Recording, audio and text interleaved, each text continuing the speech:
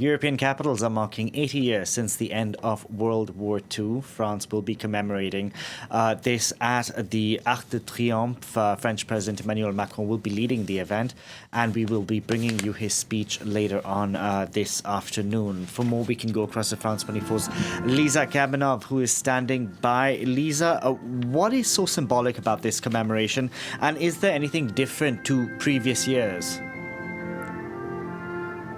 Hi, Delano. So today is particularly symbolic because it's not only a moment to remember all the French who lost their lives in the war and to mourn the losses, but it's also a chance for France to reaffirm the values of liberty, of democracy, of European unity established in the aftermath of the conflict. And these are themes that President Macron often touches upon in his speeches at World War commemorative events, and he will most likely talk about today in his speech. These are themes of honouring the French resistance who fought against the Nazis, themes of acknowledging the sacrifices of not just the French forces but the Allied forces, the UK, the US and the then Soviet forces, and of course the resilience of the French people who came under Nazi occupation. Just a reminder, this is one of the deadliest wars in history. Some 70 million people died, both soldiers and civilians, and France alone suffered losses of 600,000 people, and they have all become,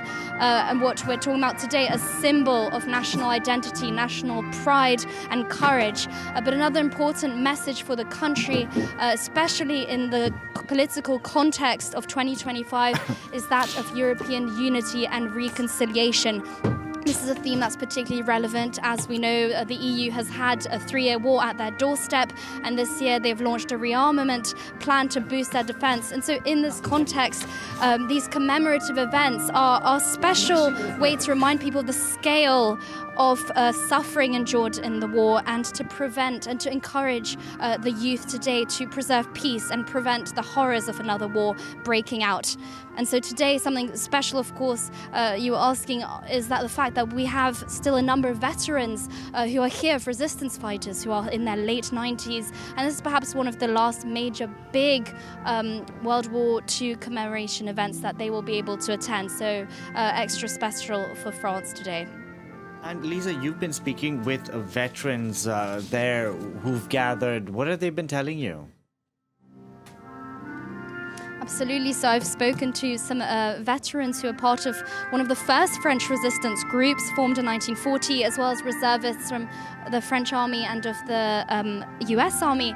And a lot of them have said that today is, of course, very symbolic because they are here to honour their comrades who lost their lives, but they are also here to represent all of those who, perhaps didn't lose their lives, but the civilians who were brave, who remain a symbol of courage of the country. One veteran told me that she was one of 3 remaining people of her unit of 45,000 back in 1940, and so she was here to represent those 45,000 people, and it was important for her to be here again. She's invited every year, but the 80th anniversary of the liberation of France and the end of Nazi Germany is a particularly special one for her. Another veteran said that the youth today can live their lives freely thanks to all of the youth back then who gave up their lives. And I also had the privilege of speaking to Mrs. Helen Patton. She's the granddaughter of US General Patton, who played a prominent role in liberating the occupied territories from the Nazis. And she said the main message is to continue to educate the youth and help them understand the complexities of conflict, to inspire them to always fight for peace and always stay on the other side of war. Lisa, thank you very much for that. We'll be checking in with you later.